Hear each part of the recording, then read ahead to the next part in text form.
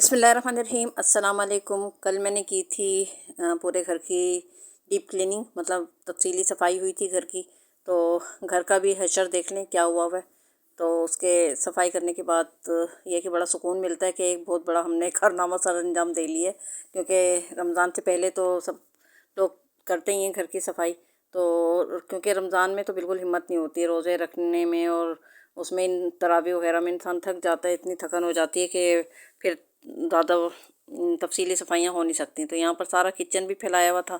और जब आप घर की डीप क्लीनिंग करते हैं ना, तो फिर आप इतना कबाड़ा निकलता है, यकीन माने। और उससे पहले वो सब चीज़ें इतनी काम की लग रही होती हैं कि हम लोग बड़े संभाल संभाल के उसे रखते हैं। हालांकि वक्तन फ़वक्तन सब कबाड़ा निकालते रहते हैं, लेकिन इसके बावजूद इतना मतलब कबाड़ खाना जमा हो जाता है घर में कि कुछ हद नहीं है। तो कल ये सारी पूरे घर की परसों जो है वो ऊपर वाले कमरे की और सारा ऊपर का सब झाड़ा और सारा धुलाई किया। और बेड आगे खिसका के अलमारी और सारे बिस्तर विस्तर सब सेट करके रखे। और जो चीज़ें रखने की थी अलमारी में, सर्दियों के कपड़े और गर्मियों के कपड़े निकाले, ये सब काम किया था परसों। तो उसमें भी 3-4 घंटे लग गए थे। काश ऐसे चुटकी बजाते ही सारे काम हो जाए तो बात ही क्या है।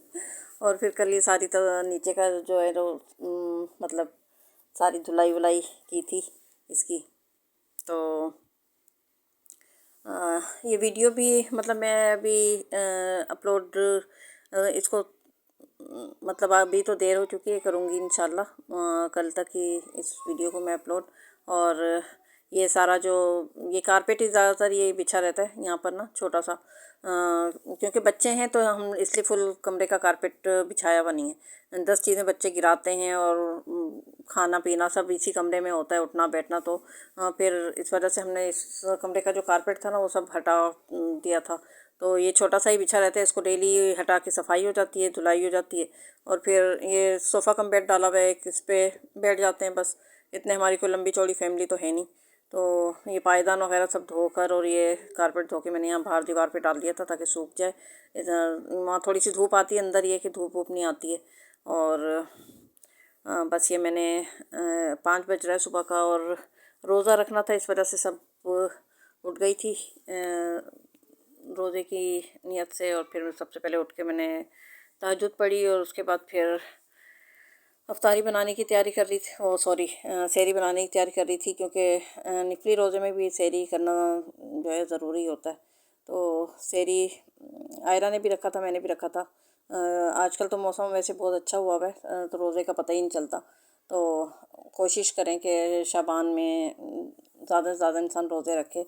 और अब तो काफ़ी मतलब मौसम अच्छा है, तो इस वजह से ज़्यादा गर्मी तो है नहीं जो आप प्यास सताएगी या भूख सताएगी। और टाइम भी जल्दी गुजर जाता है, कोई इतना मतलब रोज़ा लगता नहीं है। तो बस यहाँ पर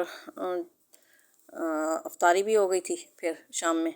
तो ये कि छोटे छोटे क्लिप में बना लेती हूँ, तो वही आपके साथ शेयर करती हूँ। और बस जनाब उसके घर की सफाई हो जाती है ना कि मैंने दिमाग से एक टेंशन जो है ना हमारी रिलीज़ हो जाती है।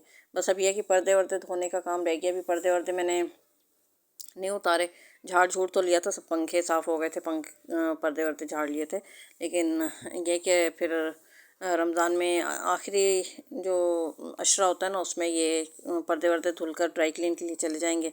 और सोच रही हूँ मैं दूसरे हल्के वाले पर्दे डाल दूँ, क्योंकि बहुत भारी भरकम पर्दे हैं, सर्दियों में ही अच्छे लगते हैं। तो बस फिर वही पर्दे हल्के वाले कॉटन के पर्दे डाल देंगे। तो बस आप लोगों ने भी यकीनन रमज़ान से पहले की सफाइयाँ कर ली होंगी। और ईद के कपड़े भी अक्सर लोगों ने ख़रीद लिए होंगे, क्योंकि अक्सर लोग जो हैं वो शाबान में ही रमज़ान की सॉरी ईद की तैयारी भी कर लेते हैं। तो अक्सर लोगों ने कर ली होगी। लेकिन हमारा ये है कि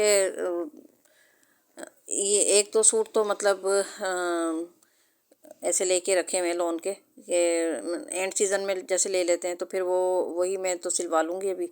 और ईद की ख़ास कोई तैयारी नहीं है ईद के बाद। हाँ ये है कि शादियाँ वादियाँ भी हैं एक दो, तो फिर देखेंगे क्या बनाना है क्या नहीं करना। और वैसे भी कौन सा इतना आना जाना होता है ना, रमज़ान में तो मैं पूरे रमज़ान कहीं नहीं निकलती। भाई वगैरह बुलाते भी हैं तो मैं पहले ही उन्हें मना कर देती हूँ कि रमज़ानों में मुझे बिल्कुल कोई ना बुलाए। और क्योंकि बिल्कुल हिम्मत नहीं होती है रमज़ानों में कहीं आने जाने की। अफ्तारी पे जैसे बुलाते हैं ना भाई, तो मैंने पहले ही मना किया हुआ है सबको कि मुझे रमज़ान में मत बुलाया करें। तो क्योंकि सुकून से इंसान अपने घरों में रोज़े रखे और सुकून से वो करे, और फिर सब डिस्टर्ब होते हैं ना, मतलब अब अफ्तारी में अफ्तारी बनानी, और ये इनका कुछ नमाज़ों का सिलसिला होता है, तो वो आके फिर अफ्तारी थोड़ी बहुत करते हैं और फिर जाना होता है उन्हें, फिर उनके तो इस चक्कर में मैं बिल्कुल नहीं निकलती हूँ रमज़ानों में। हाँ, ईद पे ये है कि फिर आना जाना होता है। तो लोन वोन के कपड़े ही पहने जाते हैं ज़्यादा, तो फैंसी कपड़े हम ईद पे बनाते नहीं, क्योंकि गर्मी इतनी होती है कि कुछ फैंसी तो आप पहन ही नहीं सकते। और बस सिंपल सी हमारी तैयारी होती है जी, और सिंपल सी ईद होती है जो कि गुजर जाती है। बस एक लिमिट में रहकर ही इंसान को खर्चे करने चाहिए। और महंगाई वैसे ही इतनी है, हद से ज़्यादा तो महंगाई हो रही है। इंसान इतने इतने बिल आते हैं, और बस अल्लाह ताला सब के ऊपर अपना रहम करे और सब के रोज़ियों में बरकत दे। और जितनी रोज़ी मैं कहती हूँ बहुत ज़्यादा कि इंसान को दुआ नहीं मांगनी चाहिए, बस ये अल्लाह ताला से दुआ करनी चाहिए जितनी अल्लाह ताला ने हमारे लिए रोज़ी रखी है ना, उसमें अल्लाह ताला हमारे लिए आसानियाँ करे और उसमें बरकत डाले। तो वही रोज़ी अच्छी है जिसमें बरकत होती है।